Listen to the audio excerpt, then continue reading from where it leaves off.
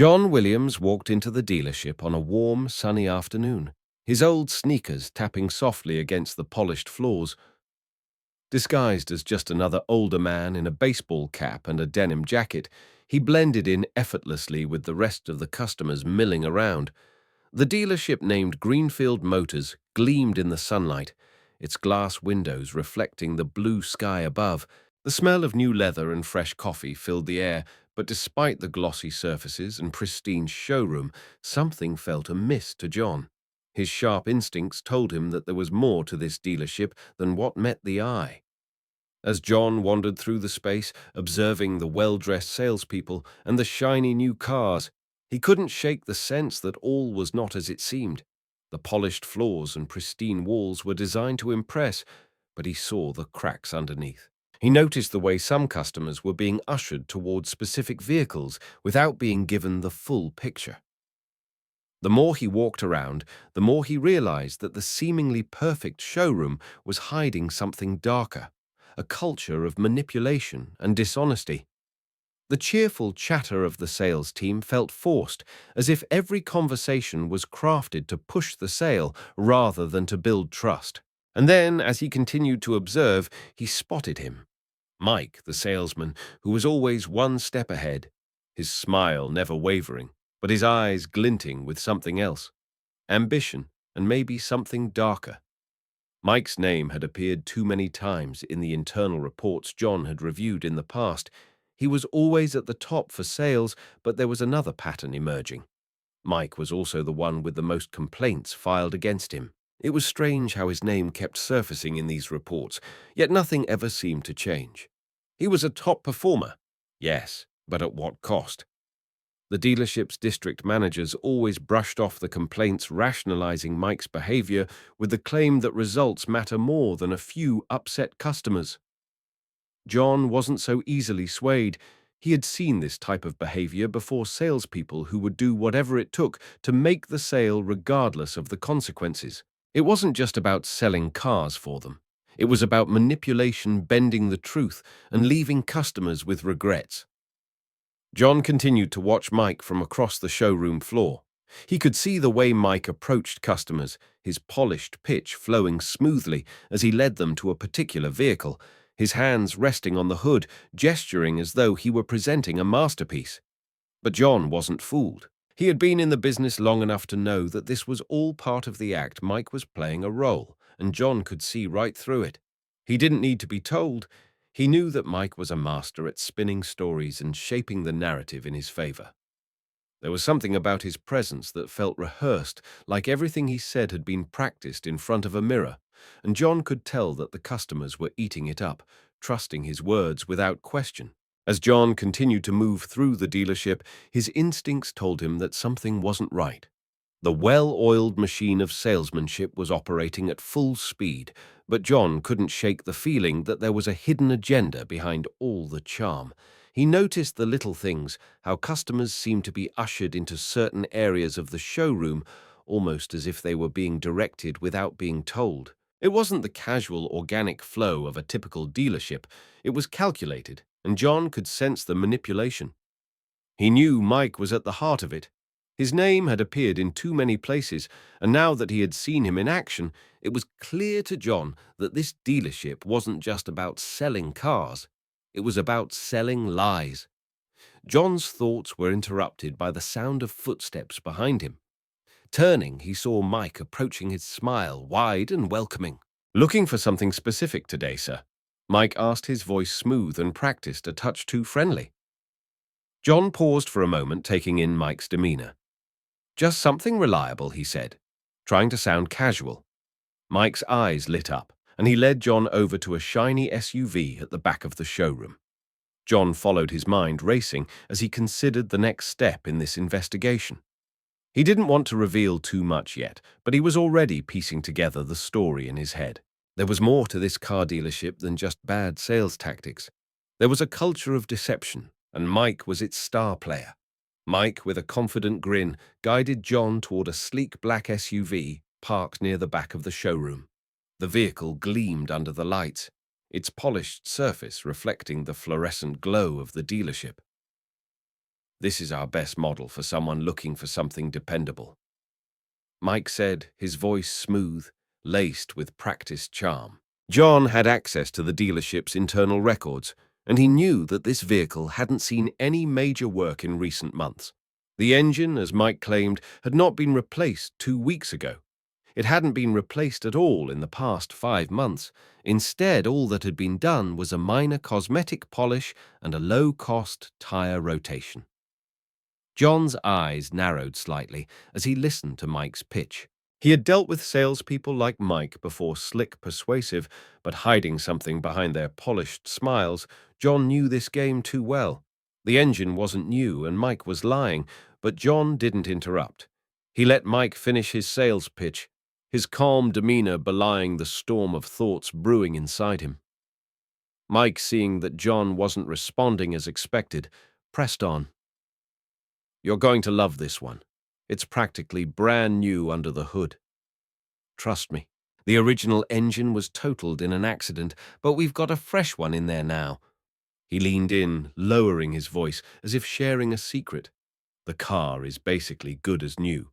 You won't find anything better at this price." John's mind was working quickly, processing the inconsistencies. He had seen the service records earlier. No engine replacement, no major repairs, just a few minor adjustments.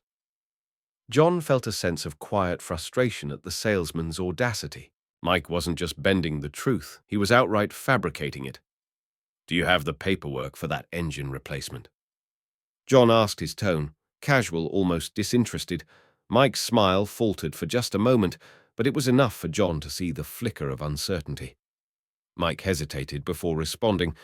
Yeah, sure, it's in the office. I'll grab it once we're ready to sit down and talk about pricing." John nodded slowly, his gaze never leaving Mike's face. He could tell Mike was buying time, trying to recover from the slip-up. The lie wasn't seamless, and John was well aware that this wasn't the first time Mike had told this story. It was a tactic he had used countless times, repeating the same story to each unsuspecting customer who walked through the doors. Before John could respond, a voice cut through the tension. "Actually, that engine was never replaced," a young woman said from a few feet away.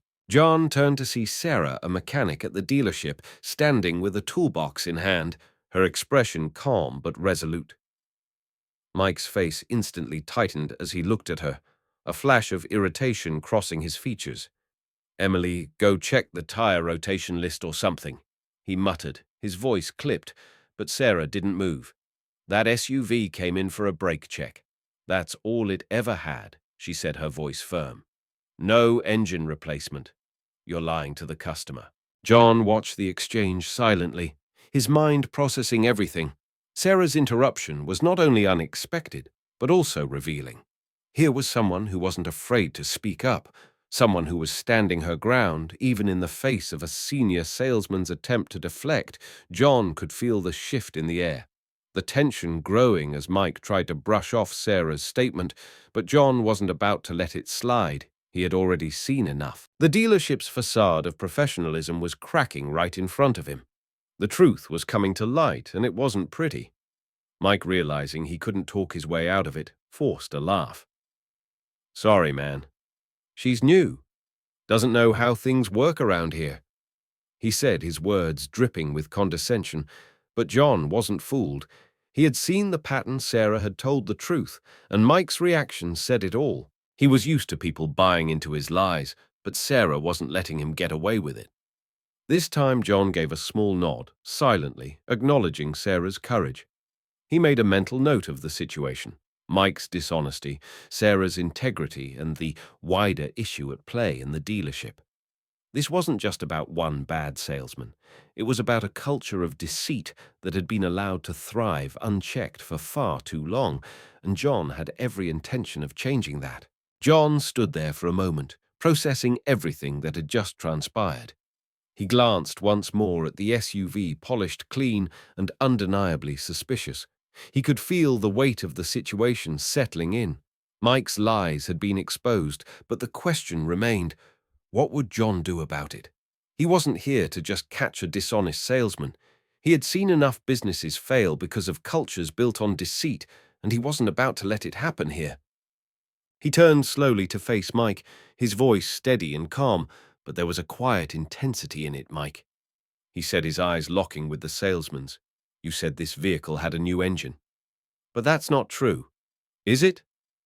Mike froze, his confident demeanor faltering for the briefest moment. For a split second his eyes shifted, and that brief hesitation told John everything he needed to know. Mike opened his mouth, likely to offer some slick response, but John didn't let him speak. You told me this SUV was practically brand new under the hood. John continued, his voice unwavering. But the service records don't lie, Mike. No engine replacement, just a cosmetic polish. You lied to me, and you've been lying to customers, just like you've done before. John's words hung in the air, heavy with accusation. There was no denying it now. Mike had been caught.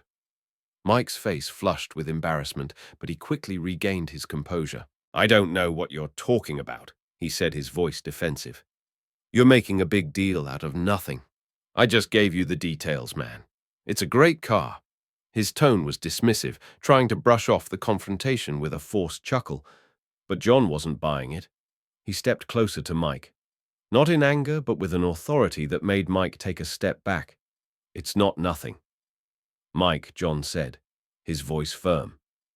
You've been lying to customers, and that's a problem. A big one. David, we need to talk, John said. Mike here has been selling cars under false pretenses. This SUV has a history of dishonesty attached to it, and he's been pushing the same story to every customer who walks through the door. David's smile faltered as he glanced at Mike, who was now shifting uncomfortably. It was clear that David wasn't surprised. He knew exactly what was going on, but he wasn't ready to acknowledge it. And you've been turning a blind eye to it for far too long. John's words hit harder than David expected. He took a step back, the weight of the truth sinking in. Mike, sensing the tide was turning against him, shifted his weight nervously. I've never heard of anything like this happening, David said, his voice now more strained. But John wasn't letting him off the hook that easily. That's the problem, David. You haven't heard because you haven't been paying attention. Sales numbers are up, but at what cost? Customers are being lied to, and the trust in this business is eroding with every false claim. John's voice grew more intense, the urgency in his words building. You've built a culture here where dishonesty is overlooked, where numbers matter more than integrity, and that's going to destroy this place if you don't change it. David shifted uncomfortably, clearly taken aback by John's directness. I don't know what you want me to say, David muttered. And now you've lied to the wrong person. He paused, letting the words sink in. Mike was visibly rattled now, his facade cracking. Before Mike could respond, the manager David appeared at the far end of the showroom, walking briskly toward them. His posture was rigid, a forced smile plastered on his face. Is everything all right here, gentlemen? David asked, his eyes darting between John and Mike. John didn't hesitate. He turned toward David, his expression shifting to one of calm resolve. If you can't lead with honesty, then maybe it's time for someone else to take the reins. David stood there, his expression a mix of frustration and reluctant realization. He opened his mouth as if to protest, but no words came out. Mike, who had been nervously shifting his weight the entire time, finally spoke up. I didn't mean anything by it. It's just how things work around here. We need to close sales and people don't care about all the details. But John turned to him, his gaze sharp. That's where you're wrong, Mike, he said quietly. People care. They care a lot. And when they find out the truth, they won't trust you again. Turning back to David, John finished. I'm not here to fire anyone today, but things are going to change. If you want this business to survive, it has to be built on honesty, not shortcuts and lies. The silence that followed was thick, and for the first time that day, David didn't seem to have a quick answer.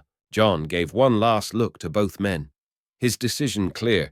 You'll have time to think about what's next. But I'm done waiting. The culture here has to change or this place won't last. And with that, John turned and walked toward the exit, leaving behind a dealership that would never be the same again. John watched as Sarah walked away from the scene, her movements purposeful, yet composed, her head held high despite the tension still lingering in the showroom. She looked up slightly startled, but her posture remained calm. "I just wanted to say thank you.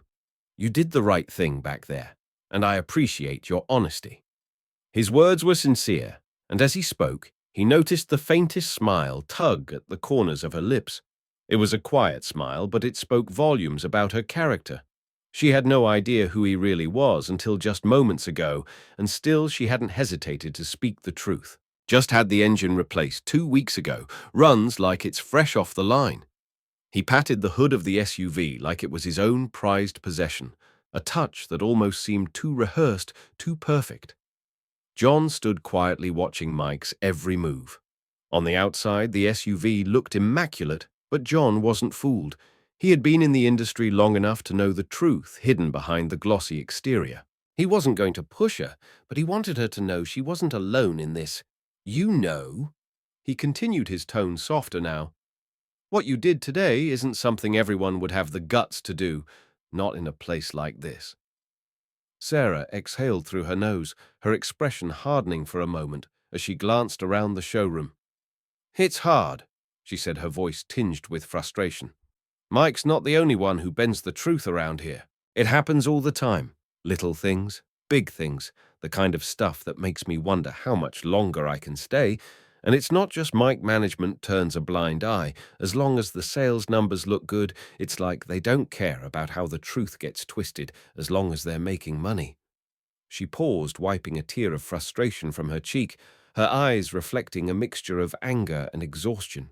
People like me, the ones who actually care about doing things the right way, are just expected to keep quiet and follow the rules. Rules that never seem to matter to anyone else. John felt a pang of empathy. He could see the weight she was carrying, the frustration of knowing what was wrong and feeling powerless to change it. It was clear that Sarah wasn't just upset about one lie. She was upset about the entire culture of dishonesty that had permeated the dealership. "That's the problem," John said, his voice full of resolve.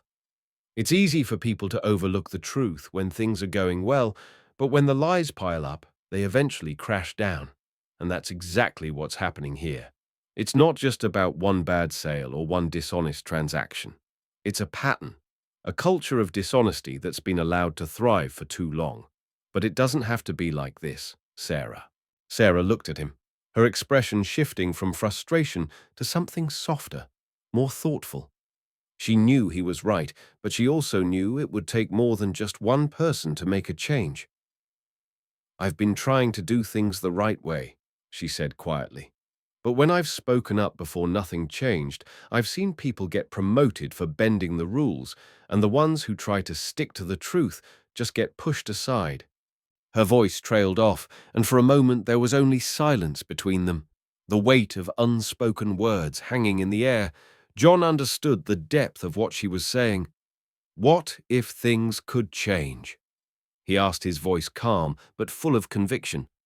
"What if you didn't have to feel like the only one fighting for what's right?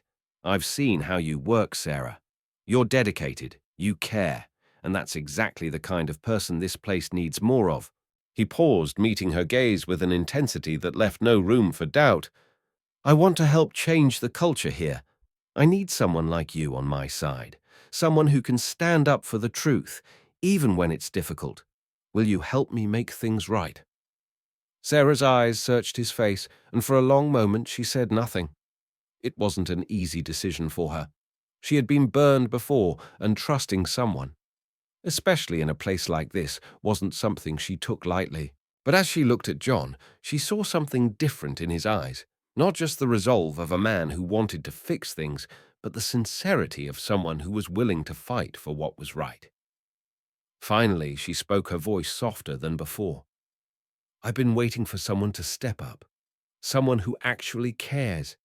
If you're serious about this, John, then yeah, I'll help. I want to see things change. I don't want to keep pretending everything's fine when it's not." John smiled, a sense of relief washing over him. "I'm serious," he said, his voice firm with the commitment he had made in that moment.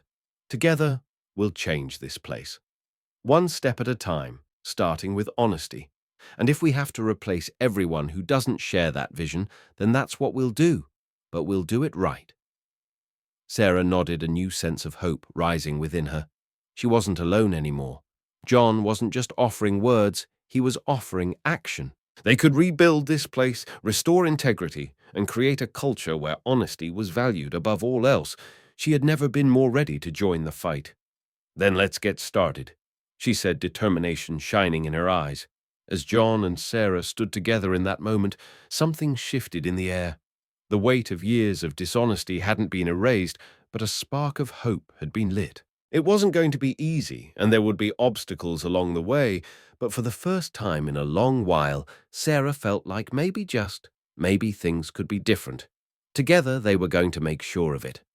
The morning after his confrontation with Mike and David, John stood at the entrance of Greenfield Motors, his eyes scanning the dealership floor.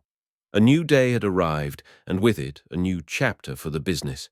The tension from the previous day still hung in the air, but it wasn't the kind of tension that paralyzed a business.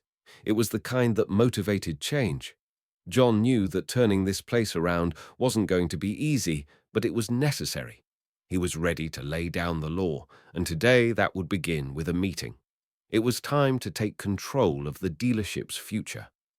John gathered everyone in the showroom, a mixture of salespeople, mechanics, and the management team. Mike, David, and the rest of the staff stood in a semicircle, their expressions a mixture of curiosity and apprehension. John didn't waste any time. He had made his decision. This dealership is about to change. He said, his voice firm but calm. From this moment forward, the rules are different. We are going to run this place with integrity, honesty, and transparency. No more lies, no more manipulation, no more bending the truth to make a sale. He let the words sink in, watching the faces around him. Some looked uneasy, others defiant, but none dared to interrupt. John's eyes flicked to Mike, whose usual smug confidence had been replaced by something else, uncertainty. "This place will be built on trust," John continued. "If we don't have that, we have nothing. Our customers will no longer be treated like marks to manipulate. They will be treated like people who deserve the truth. And if that means we lose some sales, then so be it. I'd rather sell one car with honesty than 10 with lies."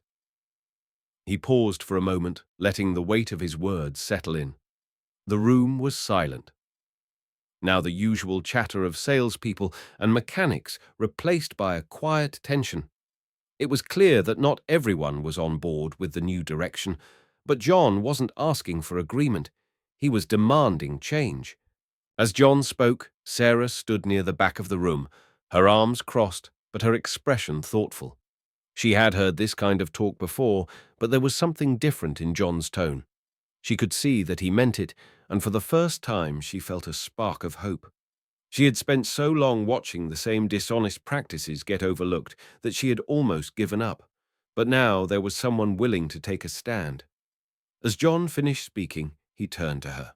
"Sarah," he said, his voice softening slightly, "I need you to help me lead this change. You've been the one speaking the truth all along. Even when no one else would, I need someone like you to show everyone else that honesty is the way forward."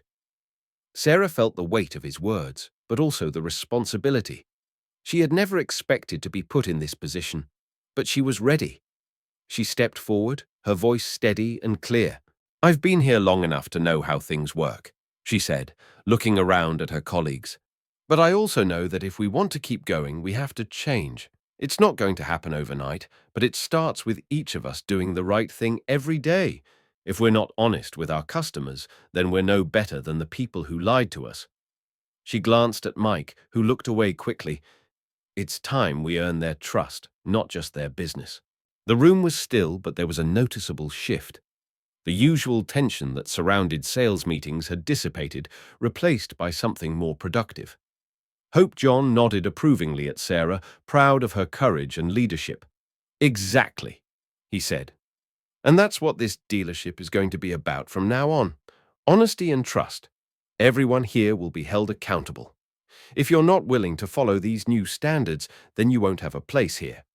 This is non-negotiable." His words were clear, and the finality in his voice left no room for doubt. The first few days after the meeting were challenging.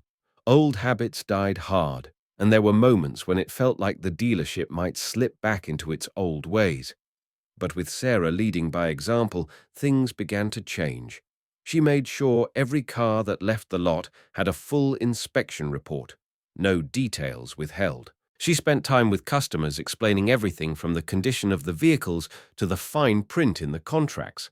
Slowly but surely, customers started noticing the difference. They appreciated the honesty, the transparency. They felt respected, and that respect turned into loyalty. It wasn't long before word started to spread about the new culture at Greenfield. Motors sales began to reflect the shift.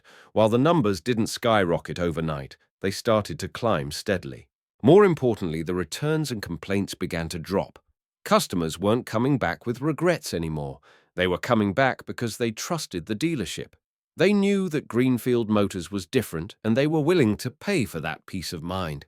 John saw the change, and though it was still a work in progress, he was pleased with the direction they were headed. One afternoon, as John walked through the showroom, he paused to watch Sarah talking to a couple who had come in to look at a used car.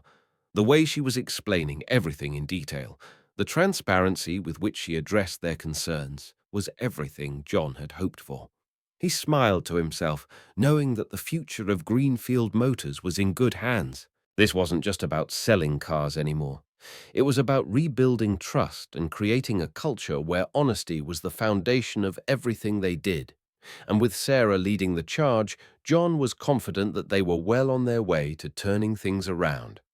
If you found this story compelling, make sure to subscribe to Deep Inside HQ for more inspiring tales of leadership change and resilience. Join us as we dive into the heart of business transformations, uncovering the stories that drive success and integrity.